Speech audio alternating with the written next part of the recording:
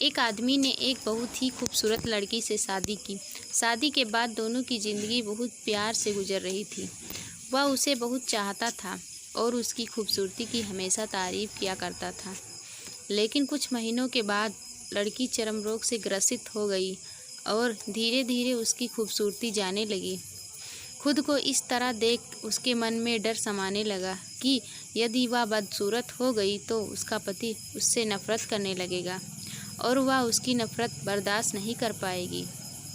इस बीच एक दिन पति को किसी काम से शहर से बाहर जाना पड़ा।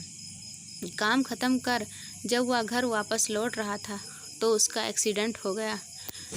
एक्सीडेंट में उसने अपनी दोनों आंखें खो दी, लेकिन उसके बावजूद भी उन दोनों की ज़िंदगी सामान्य तरीके से आगे बढ़ती रही। समय गुजरता रहा और अपने चर्म रोग के कारण लड़की ने अपनी खूबसूरती पूरी तरह गंवा दी। वह बदसूरत हो गई, लेकिन अंधे पति को इस बारे में कुछ भी नहीं पता था, इसलिए उनके खुशहाल विवाहित जीवन पर कोई प्रभाव नहीं पड़ा। वह उसे उसी तरह प्यार करता रहा। एक दिन उस लड़की की मौत हो गई। पति अब अकेला हो गया था। वह बहुत दुखी था। वह उस शहर को छोड़कर जाना चाहता था। उसने अंतिम संस्कार की सारी क्रियाविधि पूर्ण की और शहर छोड़कर जाने लगा। तभी एक आदमी ने पीछे से उसे पुकारा और पास आकर कहा, अब तुम बिना सहारे के अकेले कैसे चल पाओगे? इतने साल तो तुम्हारी पत्नी तुम्हारी मदद किया करती थी। पति ने जवाब दिया, दोस्त, मैं अंधा नहीं हूँ।